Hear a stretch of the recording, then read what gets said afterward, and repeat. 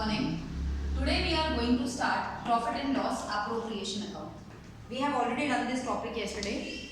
बहुत ध्यान से सुनेंगे. आप लोग 11th में profit and loss account पढ़कर आए हैं. I hope you all remember. Profit and loss account से हमारा net profit आता था, right? सबसे पहले समझना है profit and loss appropriation account क्या है, क्या होता है. आपने 11th क्लास में पढ़ा profit and loss account, right? आपको याद है हम ट्रेडिंग एंड P&L अकाउंट पढ़ते थे, सबको याद है? Trading account, P&L account, right? Upper side यहाँ से ट्रेडिंग अकाउंट से जीपी निकलता था, फिर वो जीपी हमारा P&L अकाउंट में आता था, राइट? फिर वहां से हमारा नेट प्रॉफिट निकलता था. ओके, ये नेट प्रॉफिट जो भी आता था, ये नेट प्रॉफिट जो भी आता था, बिकॉज हम तब कौन सा किसका अकाउंट पढ़ते थे? सोल प्रोप्राइटर का. तो ये नेट प्रॉफिट जो भी निकल के आता था, नेट प्रॉफिट आए चाहे नेट लॉस आए, जो भी निकल के आता था बेटा, ये अकेला सोल प्रोप्राइटर खा लेता था. और उसके बाद हम प्रॉफिट एंड लॉस अकाउंट के बाद लास्ट में क्या बनाते थे, याद है आपको? बैलेंस शीट बनाते थे, याद है ना सबको? Balance sheet. बैलेंस शीट में हम लायबिलिटी साइड में पार्टनर की क्या लिखते थे? कैपिटल लिखते थे, और उसमें इस नेट प्रॉफिट को हम क्या कर देते थे? ऐड कर देते थे, राइट? अब आप ध्यान से सुनेंगे मेरी बात जरा, बिल्कुल क्लियर करके. आपने बैलेंस शीट बनाई, बैलेंस शीट में आपने उसको ऐड कर देते थे, राइट? किसको ऐड करते थे? नेट प्रॉफिट को ऐड कर देते थे. अब क्योंकि हम क्या पढ़ने वाले हैं, हम सोल प्रोप्राइटर नहीं पढ़ रहे हैं, हम क्या पढ़ रहे हैं? पार्टनरशिप पढ़ रहे हैं. क्या पढ़ रहे हैं बेटा? पार्टनरशिप. पार्टनरशिप में कम से कम कितने होंगे मेंबर्स? एटलीस्ट कितने होंगे बेटा? एटलीस्ट 2 होंगे मैम. ओके, तो बैलेंस शीट में भी आपके पास कैपिटल 2 पार्टनर्स की होगी, ए की कैपिटल एंड बी की कैपिटल. अब दिक्कत ये आई कि पहले तो नेट प्रॉफिट केवल अकेले को दे देते थे, क्योंकि एक पार्टनर होता था, एक ही आदमी होता था सोल प्रोप्राइटर. अब जो भी नेट प्रॉफिट आपका आया है, ये जो भी नेट प्रॉफिट आपका आया है, ये आप किसको कितना बांटेंगे?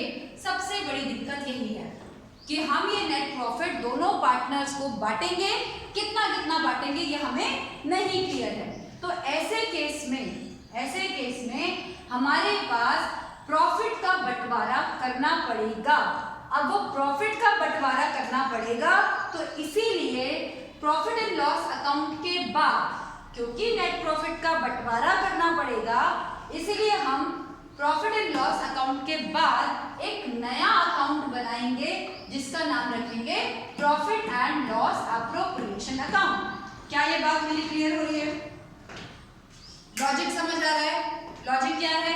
लॉजिक ये है मैम कि पहले हम सोल प्रोप्राइटर पढ़ते थे, हमारा सोल प्रोप्राइटर को प्रॉफिट होता था, वो उसको सारा खा लेता था.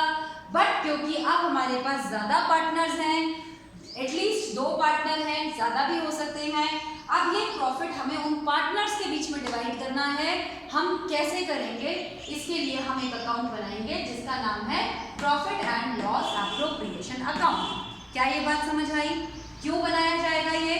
मैम प्रॉफिट को डिवाइड करना है, कोई एक होता तो हम उसको दे देते, लेकिन अब हमारे पास ज्यादा लोग हैं, इस प्रॉफिट को हमें डिवाइड करना है. तो इसीलिए प्रॉफिट एंड लॉस एप्रोप्रिएशन आप बहुत अच्छे से समझ चुके हैं. अगर आपसे कोई पूछेगा what is profit and loss appropriation account, तो मेरे बच्चे क्या बोलेंगे? क्या बोलेंगे? It is prepared after preparation of profit and loss account. अब पूछेगा कोई why it is prepared? It is prepared to distribute the profits among the partners. Profit among the partner. Okay? अब बात आ जाती है कि प्रॉफिट के डिस्ट्रीब्यूशन के लिए बनाया जाता है. देखो बहुत सिंपल बात है, एक लाइन मैंने यहाँ लिखी है, इस लाइन से, इस स्टेटमेंट से आपकी सारी दुविधाएं दूर हो जाएंगी.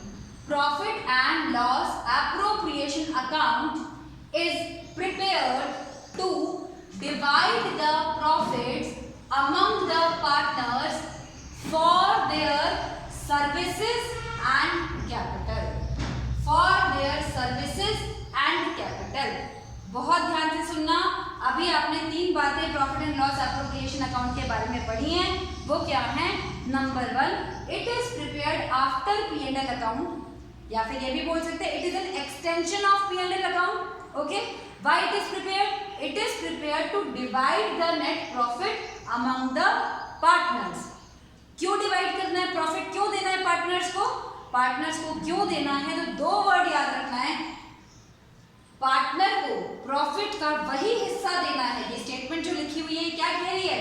Profit and loss appropriation is prepared to divide the profits among the partners for their services and capital. अगर किसी पार्टनर ने अपनी कोई सर्विस प्रोवाइड की है, उसके लिए अगर उसको कुछ मिल रहा है तो वही हम P&L एप्रोप्रिएशन में डालेंगे, या फिर अगर किसी पार्टनर ने अपनी कैपिटल दी है उसके लिए उसको कुछ मिल रहा है तो ही हम P&L एप्रोप्रिएशन में। इसके अलावा हम कुछ नहीं P&L एप्रोप्रिएशन में डालेंगे। अब आपको बिल्कुल क्लियर है, कोई पूछे P&L एप्रोप्रिएशन में क्या जाएगा, आपने क्या बोलना है? हम पार्टनर्स को प्रॉफिट देंगे। क्यों देंगे? उनकी सर्विसेज के लिए और कैपिटल के लिए। ठीक है, अब मैं आपसे बात करती हूँ। सबसे पहला पॉइंट आपको टेस्ट करते हैं कि आपको समझ आया या नहीं आया। First point, salary to partner. ठीक है, अच्छा, one more thing, P&L appropriation account एक नॉमिनल अकाउंट है। डेबिट में सारे खर्चे दिखाने हैं, क्रेडिट में सारी इनकम्स दिखानी है। किसके खर्चे? फर्म के खर्चे। XY पार्टनर्स के खर्चे नहीं, फर्म के खर्चे। किसकी इनकम? फर्म की income. Okay, so let's focus. चलिए देखते हैं हमारे बच्चों को कितना समझ आया। सबसे पहला पॉइंट है, first point is salary to partner. पहला पॉइंट क्या है? Salary to partner. पार्टनर को सैलरी देनी है। सैलरी क्यों दी जाती है? क्योंकि उसने काम किया है, उसने अपनी सर्विसेज दी हैं, इसलिए उसको सैलरी दी जाती है। और अभी अभी आपके टीचर ने बताया है P&L एप्रोप्रिएशन में क्या क्या आइटम्स जाएंगे?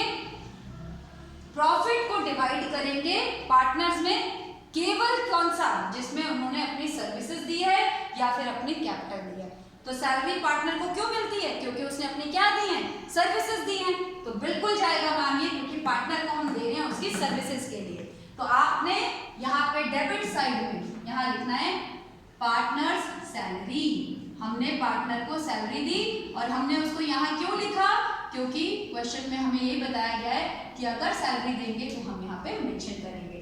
Second, commission to partner. आपने पार्टनर को कमीशन दिया, डेफिनेटली कमीशन क्यों मिलता है? काम करने पर कमीशन मिलता है। तो इसका मतलब डेफिनेटली पार्टनर ने अपनी सर्विसेज दी हैं, इसलिए उसको कमीशन मिला है। तो ये भी यहाँ पर आएगा। तो आप समझ रहे हैं बात को? प्रॉफिट हमें बांटना है, प्रॉफिट को हमें पार्टनर्स को देना है, लेकिन तभी देना है जब उन्होंने हमें अपनी सर्विसेज दी हो या हमें अपनी कैपिटल दी हो। तो सेकंड पॉइंट था कमीशन। कमीशन तो हम तभी देंगे जब उन्होंने हमें अपनी सर्विसेज दी हो। डेफिनेटली मैम ये भी आएगा। ठीक है बेटा, तो यहाँ पर लिखेंगे पार्टनर्स कमीशन। क्या लिखेंगे? पार्टनर्स कमीशन, ये भी आएगा। थर्ड आ रहा है point, interest on capital to partners. Partners ने X और Y दो पार्टनर हैं, इन्होंने बिजनेस को काम करने के लिए पैसा दिया है। X ने 1 लाख दिया है, Y ने 2 लाख दिया है। अभी अभी बताया गया है, दो वर्ड्स पर फोकस करना है, सर्विसेज और कैपिटल। सर्विसेज दी है तो भी उनको कुछ मिलेगा, कैपिटल दी है तो भी उस पर उनको कुछ मिलेगा। तो क्वेश्चन कह रहा है interest on capital to partner at the rate 10%। अगर पार्टनर ने कैपिटल दी है तो उस पर 10% इंटरेस्ट मिलेगा। बिल्कुल जाएगा मैम, क्योंकि अगर सर्विसेज दी हैं तो भी जाएगा, कैपिटल दिया है तो भी जाएगा। कितना? 10% के हिसाब से यहाँ पर इंटरेस्ट ऑन कैपिटल।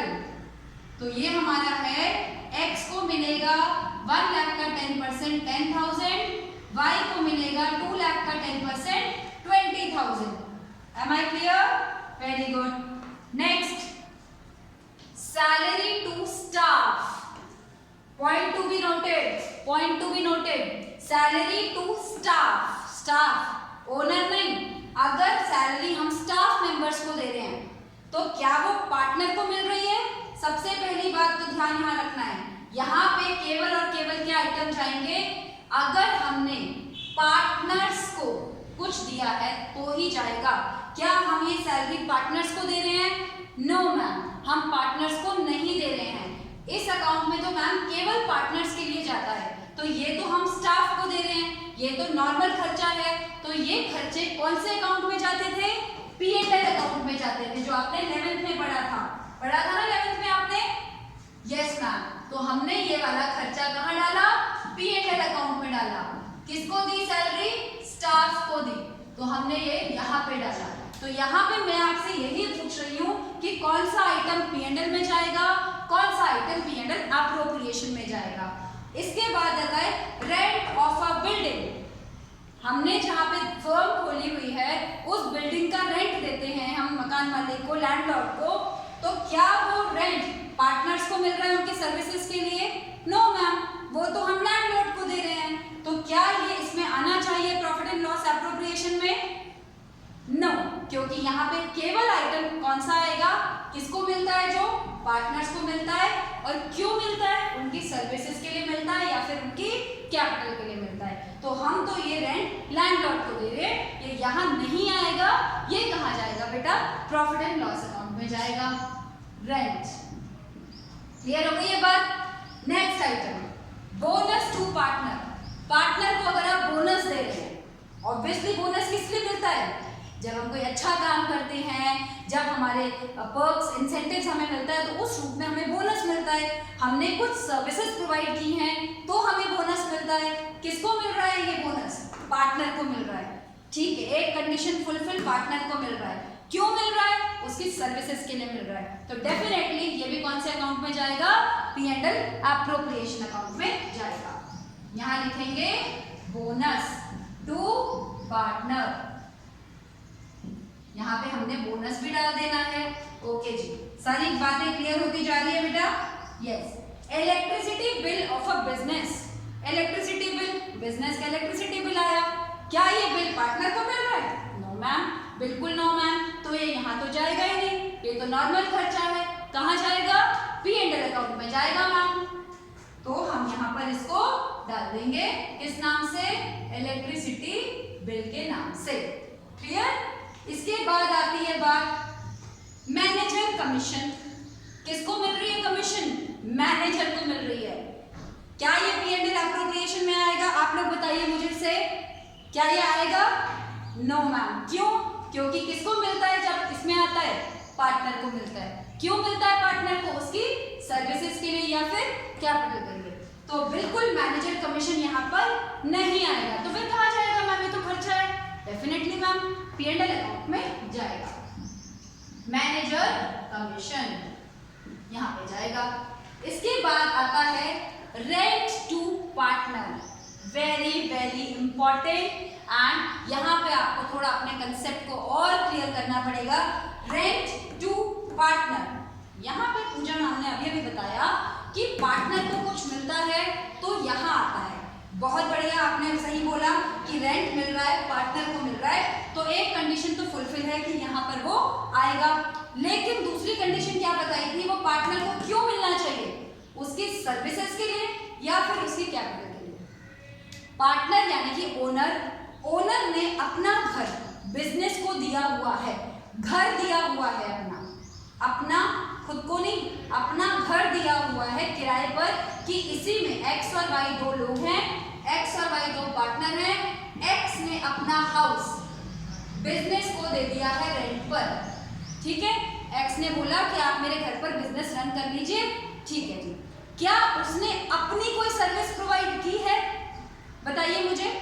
उसने अपना घर प्रोवाइड किया है बेटा, पार्टनर को मिल रहा है, बहुत अच्छी बात है, लेकिन क्या उसने अपनी कोई सर्विस प्रोवाइड की है? नो। क्या उसने कोई कैपिटल प्रोवाइड की है? नो। तो ना तो उसने अपनी सर्विस प्रोवाइड की है, ना उसने अपनी कैपिटल प्रोवाइड की है, तो ये रेंट बिल्कुल भी P&L एप्रोप्रिएशन में नहीं जाएगा। केवल बच्चे ये देख के कंफ्यूज ना हो कि पार्टनर को मिल रहा है तो यहाँ जाएगा, बिल्कुल नहीं जाएगा। कहाँ जाएगा? ऊपर जाएगा। ठीक है, रेंट टू पार्टनर यहाँ जाएगा। क्या ये बात समझ आ गई सबको? Okay, we will continue in next class. Yes, only one point is left, so let's cover that topic in this video only. अब बहुत ध्यान देने वाली बात है, X और Y ने, ये जो दो पार्टनर्स हैं X और Y, इन्होंने बिजनेस की हेल्प कर दी है। हेल्प किस बात की हेल्प कर दी भाई? बिजनेस को पैसे की और जरूरत थी एक्सपेंशन के लिए। क्लियर? बिजनेस को और मनी चाहिए था। X ने क्या बोला? ठीक है, X ने क्या बोला? मेरे पास अपना पर्सनल 10 लाख रुपए पड़े हैं, मैं बिजनेस की हेल्प करने के लिए तैयार हूँ। ठीक है, बिजनेस डीड में लिखा है कि अगर कोई पार्टनर लोन देगा तो हम उसको 10% का इंटरेस्ट दे देंगे। X ने कहा ठीक है, मेरे घर में पड़ा हुआ कैश है, क्यों ना चलो मैं बिजनेस को दे देता हूँ, बिजनेस मुझे इस पे लोन पर इंटरेस्ट दे देगा। अब मेरा क्वेश्चन आपसे ये है, X ने कितने की हेल्प की बेटा? 10 लाख रुपीस की हेल्प की। कितने की हेल्प की? X ने 10 लाख रुपीस की हेल्प की। बिजनेस बदले में उसको क्या दे रहा है? इंटरेस्ट दे रहा है। कितना परसेंट दे रहा है? 10% दे रहा है मैम। 10 लाख का 10% कितना हो गया? 1 लाख हो गया। Okay ma'am, interest on loan हमने पता चल गया 1 लाख। बिजनेस दे रहा है, किसको दे रहा है? पार्टनर को दे रहा है। अगेन मेरा सेम क्वेश्चन है, क्या ये पॉइंट P&L एप्रोप्रिएशन में आएगा या नहीं आएगा? सिंपल, आप मुझे बताइए। मैं आपको 20 सेकेंड्स का टाइम दे रही हूँ। बहुत सिंपल से कंसेप्ट, मैंने आपको 3 वर्ड्स पे फोकस करने के लिए कहा है। प्लीज ब्रेनस्टॉर्मिंग भी करेंगे कभी कभी। अभी मैं आपको बताती हूँ, आपको इंटरेस्ट मिल रहा है कितना? ओनर को 1 लाख रुपए। पहली कंडीशन पार्टनर को मिल रहा है, मैम बहुत अच्छी बात है, लेकिन मैम साथ में दूसरी कंडीशन फुलफिल होनी चाहिए। वो उसको या तो उसकी सर्विसेज के लिए ब्याज मिल रहा हो या फिर उसकी कैपिटल पे मिल रहा हो। क्या ये पैसा इंटरेस्ट ऑन लोन पार्टनर को किसी सर्विस के लिए मिल रहा है? उसने कोई सर्विसेज दी है? नहीं मैम, उसने सर्विसेज तो नहीं दी। सर्विसेज देते हैं तो सैलरी मिलती है, कमीशन मिलता है, बोनस मिलता है, सर्विसेज के लिए तो ये सब मिलता है। मैम सर्विस तो नहीं दी है, क्या दिया है उसने? फिर पैसा दिया है। वो पैसा किस फॉर्म में दिया उसने? क्या उसने कैपिटल लगाई है बिजनेस में? क्या उसने कैपिटल लगाई है बिजनेस में? Point to be noted, no ma'am, उसने कैपिटल बिल्कुल भी नहीं लगाई है। फिर उसने क्या लगाया बेटा? उसने तो एक लोन दिया है मैम, लोन दिया है, वापस करना पड़ेगा। कैपिटल नहीं लगाई है उसने। क्या ये बात समझ आई? इसीलिए मैंने आपको बोला था केवल ये 3 पॉइंट्स पे आपने फोकस करना है। पार्टनर को मिलना चाहिए, मैम ये कंडीशन तो फुलफिल हो रही है कि इंटरेस्ट ऑन लोन मिल तो पार्टनर को रहा है, लेकिन क्या ये उसकी सर्विसेज के लिए मिल रहा है? नो, बिल्कुल भी नो। क्या ये उसकी कैपिटल पे मिल रहा है? अगेन बिल्कुल भी नो। तो क्या ये यहाँ जाएगा? बिल्कुल भी नो, ये यहाँ पर नहीं जाएगा। अगेन ये कहाँ जाएगा मैम? P&L अकाउंट में। जो यहाँ नहीं जाएगा वो कहाँ जाएगा? P&L अकाउंट में। तो हम P&L अकाउंट में डेबिट साइड में, क्योंकि बिजनेस का खर्चा है, हम यहाँ लिखेंगे इंटरेस्ट ऑन लोन। क्या ये बात सबको क्लियर है? मेरे हिसाब से profit and loss appropriation account आपको बहुत अच्छे से समझ आ गया होगा। नहीं आया दोबारा से देखेंगे, फिर नहीं आया, कहीं पे अटके हैं, कोई मन में क्वेश्चंस हैं, पूछेंगे। क्या ये बात समझ आ गई बेटा? पक्का? अब आपने दोबारा से समझना है, यहाँ से सारे आइटम्स, कौन से आइटम्स जाते हैं, यहाँ पर कौन से आइटम्स जाते हैं। P&L अकाउंट से सारे खर्चे माइनस करने के बाद हमारे पास क्या निकल के आता है? Net profit. तो ध्यान देना, सारे खर्चे माइनस करने के बाद निकलता है नेट प्रॉफिट, और वो नेट प्रॉफिट फिर यहाँ आता है। उसके बाद ये खर्चे माइनस होते हैं और फिर जो निकल के आता है उसको कहते हैं डिविजिबल प्रॉफिट। क्या कहते हैं? Divisible profit. डिविजिबल मतलब अब ये प्रॉफिट पार्टनर्स में डिवाइड होगा। किस किस में? X और Y में। I hope I am clear. We will do more illustrations on this topic in our next class. Till then, take care of yourself and bye bye.